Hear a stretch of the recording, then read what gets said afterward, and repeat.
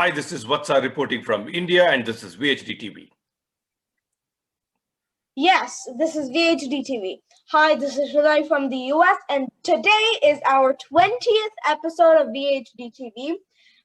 Just to remind you, we are going to be talking about crazy new topics every day, and yeah. Yeah, and we can anybody who wants to know about it can just search hashtag VHDTV on the internet. Basically, it should be redirecting to YouTube channel or YouTube playlist. So tinyurl.com/VHDTV-info. That's how you can find all the videos, or even hashtag VHDTV should work. I haven't tried it. But yes, I have an interesting topic. But before that, how is your day going? Oh, it's just normal, just staying at home. How's your day? Yeah, I slept really well. A nice morning. I'm planning to take the motorcycle and go for a stroll again. And today it's my topic. See, odd numbers are your topics, and even numbers are my topics, I guess, right? So 20th, it's my topic. Yeah. And because I am talking about the motorcycle, why not talk about the motorcycle itself? So I'm going to talk about Royal Enfield in particular. It's probably worth So that's mentioning. the bike that we have. That's the bike that we have. Chikaba bought that bike. It's a 650cc twin cylinder engine. It's called Interceptor. It's an awesome bike. Stop fiddling with the Lego Venom and concentrate. All right. No, I was just kidding. So, yeah. Yeah, okay. We'll talk about Royal Enfield. But before that, I said Royal Enfield, it's 650cc. What is 650cc? cc. Okay, it's a cubic centimeter. It's almost like... Yeah. Go ahead. Do you know that? I was thinking what cc was. Cubic centimeter. So, do you know what it actually means? Cubic centimeter. That's what you said. So that's probably means like it can go that much in like a second or a minute. No, cubic centimeter is a way to measure volume. It's like liter or a gallon, right? In the era which is galloping towards electric motors, we will talk about internal combustion engine. Okay, so cubic centimeter is nothing but it's kind of a volume of the you know how the piston works. Okay. So the piston basically it does like shakes, and then that makes fire, and that makes it go. Yeah, the fire actually will be created using a spark plug.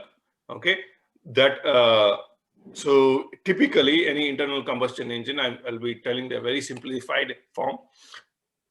You have a cylinder, and then you have a piston. It's tightly fitted. It's not like there will be any leak. And so the amount of space, when the piston goes down, the amount of space that gets created is basically measured, and that represents the power of the engine. Why? Because that's where you're injecting fuel and air. So to burn, you need some kind of a burning material, and then the fuel and the basically fire, and as well as air. So the burning material is fuel. It's in this context, we are talking about petrol. Of course, Enfield also had diesel engines, okay? And that has a different combustion ratio. So the fire is provided by a spark plug, and the air is supplied by an air filter. So whenever this piston goes round, these three things come together. So there will be a small explosion, a contained one. And because of that, this piston can either go below or come back. It's actually connected to a crankshaft, and that's going to be connected to a spin wheel. So whenever it moves in this kind of a oscillatory linear direction, the crank will start moving the flywheel into a rotatory motion. So you're converting almost your linear oscillating motion into a rotational motion, and that's how the engine starts working. After that, there will be a set of gears where there is the gear ratio between the flywheel and the actual wheel of the motorcycle. It's connected through chain, and then to stop the wheel, there are brakes. And to ride it on the night, you need lights, and of course you need a saddle, and to supply the fuel, you need a fuel tank, and that's how the motorcycle is made, right? So, but the bottom line is the CC actually dictates the power of it, mostly, okay? And there's also something called RPM, rotation per minute or something like that, which actually tells you how fast it can go. There's also a measure called BHP, but all those things are one way or the other associated to the basic idea of CC, okay? So it's a 650 cc engine. And by the way, typically the motorcycle in India, especially, I see a single cylinder. That means there is only one cylinder, one piston that is turning. This bike in particular is a 650 cc twin cylinder. That means there are two pistons that are working. In our car, we have 4-cylinder, we have 6-cylinder, we have a 6-cylinder car, right? It has 3 liter. That means it's 3000 cc. So of course, more powerful. You have more people sitting. It carries more weight, so on and so forth, right? A lot of Harley Davidson are a twin-cylinder engine. So okay, it's a very common thing in the United States to have a twin-cylinder engine, so that two pistons can work like this. Okay. So that's the background. Let's talk about Royal Enfield. Royal Enfield actually has a lot of history. It's worth discussing because it is one of the greatest supplier of motorcycle. It actually currently it exports to about more than 50 countries. So that's a great deal. So let's talk about it. Where did it all started? In 1853, Royal Enfield was manufacturing certain components to make weapons, and then they started making bicycles. In 1901, they made their first motorcycle. Okay, back then it was a 2-stroke and 4-stroke. By the way, let's quickly summarize what is 2-stroke and a 4-stroke. 2-stroke is that every time a piston goes 2 times in the cylinder, it fires. So it fires more number of times. But 4-stroke is basically firing once in 4 times. Okay, so the sound of a 2-stroke is a trrr, whereas 4-stroke is a trrr, trrr, trrr, trrr, trrr, because it is firing slowly. So the shelf life of the the bike or the piston is more on 4-stroke, and these days it's mostly the 4-stroke that's happening. Okay, the mechanics of 4-stroke is much better than 2-stroke, although initially it claimed that 2-stroke can go faster because the firing is actually happening 2x the speed, right? So there are other, that's true, but 4-stroke has found better ways to operate and made it more efficient. Okay, so more or less everything is now a 4-stroke on the roads. Okay. So okay. Our Royal Enfield Inceptor is a 4-stroke. Yes, 4-stroke engine. Okay. So let's talk about. There are a lot of historical numbers that I don't have to bother. I'll try to recollect and quote it as much as I can. Sometimes I might make mistake, but for those things, Google it. But I'll try to build a story. So Royal Enfield, it's a British motorcycle. So they started. Initially anything that were made that was focused on the military aspect of it. So Royal Enfield was also trying to see how that can fit into the military. It was also used during World War. The defense services used these machines that were not made for motorbikes, for civilians. They had those motorcycles as a mode of transportation. Although in 1925 or 26, there was a fire breakout in the factory, they kind of recouped and came out of it. And that's when they actually came up with this motorcycle called Bullet. It was called as Bullet, 1932 Bullet. And I think it's the longest running brand of motorcycle. Even today, you can buy Bullet. Okay. So, by the way, Royal Enfield made its first motorcycle in 1901. It was 2 years before Harley Davidson came out with a civilian motorcycle. So Royal Enfield was still in the game back then. Okay. But one question when was the first motorcycle invented? I think it was in late 1800s, I guess. So which company? Which company? Definitely not Royal Enfield. I need to check. Good question. We'll Google it. Okay. Yeah. Fast forward to let's say, Second World War. So First World War, they were using for the transportation.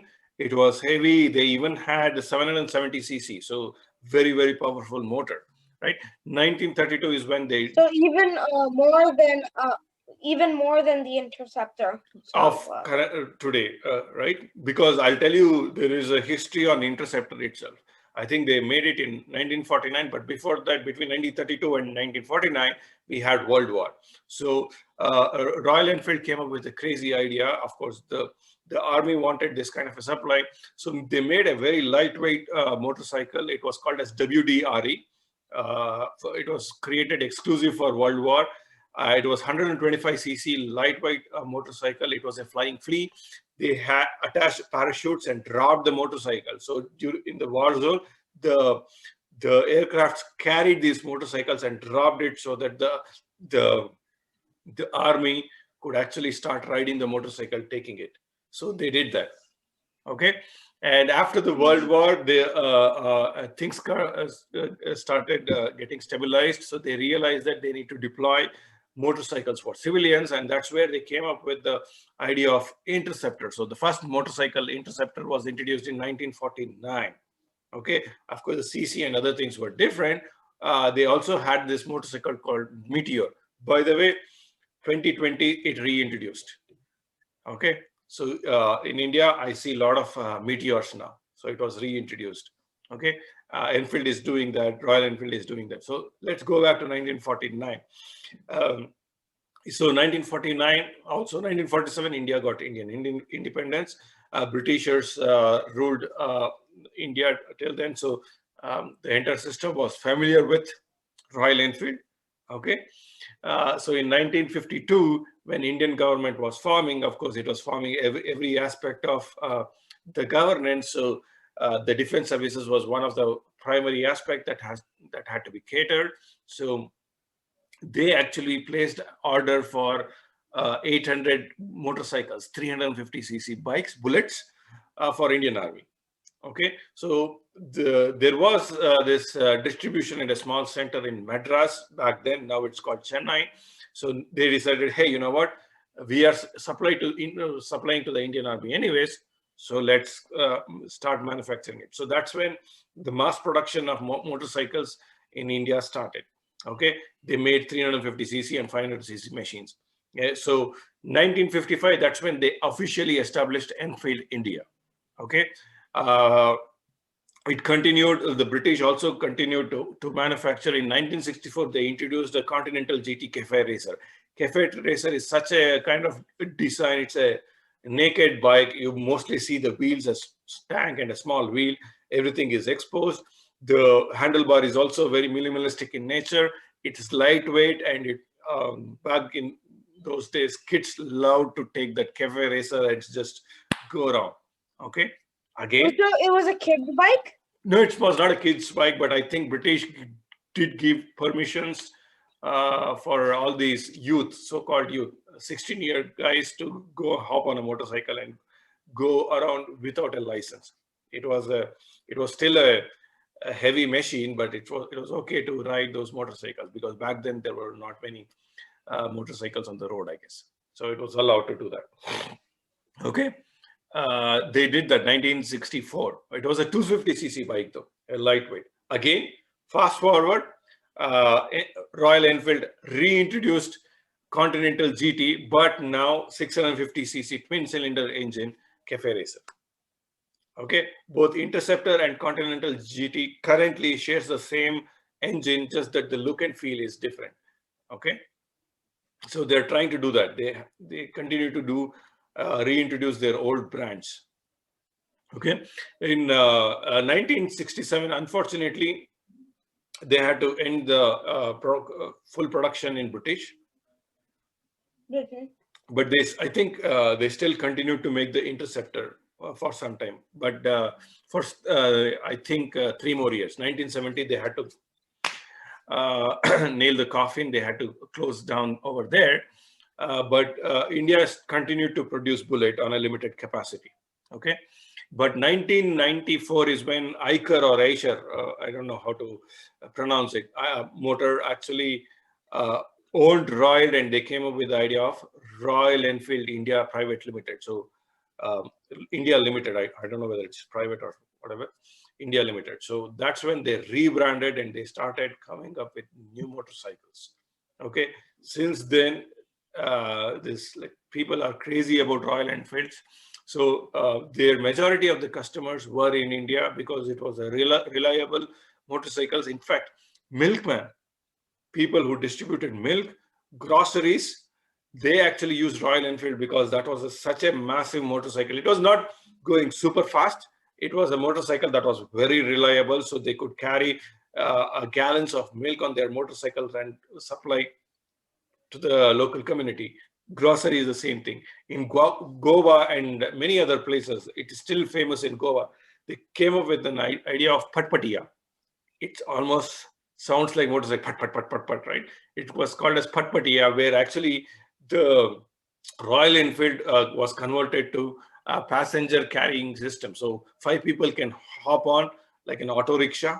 It was a 3-wheel entity or a transport vehicle where people can hire and then sit there and go from place A to place B, right? Because it is very powerful.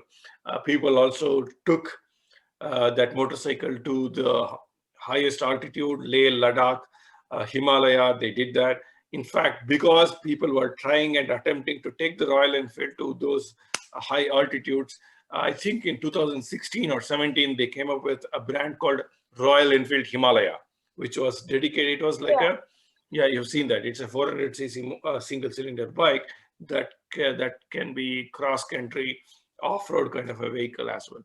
So Royal Enfield is trying it. By the way, 1996. So they came up with all this crazy metal that are moving, right?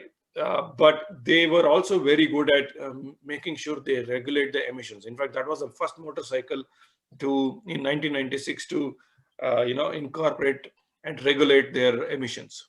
Okay, so they were also cautious when it came up about environment and other things. Even today, nobody complains that, hey, Royal Enfield is a mess. It's polluting the nature. No, it's all very well controlled.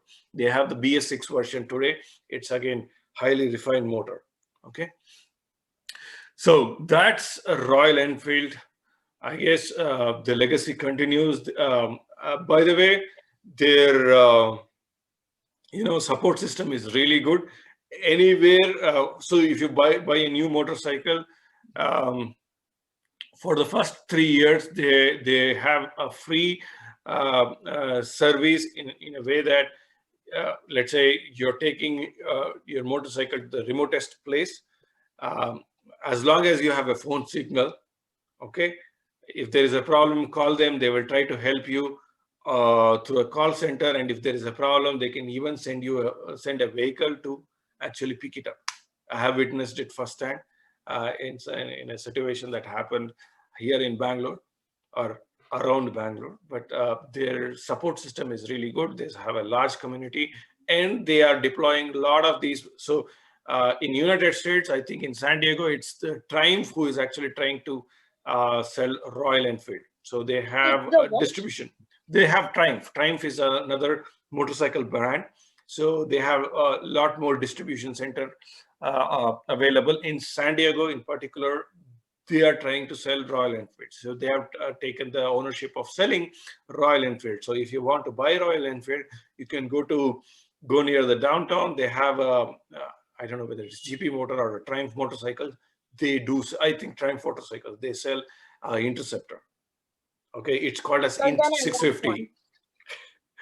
Yeah, they have, in United States, the 650, Continental GT, and Interceptor, and Himalaya. These three are actually getting sold, and many people are very happy with that kind of a machine. Again, it's not like a super fast, but a very reliable, enjoyable, the ride that you can enjoy. Okay, that's Royal Enfield for you.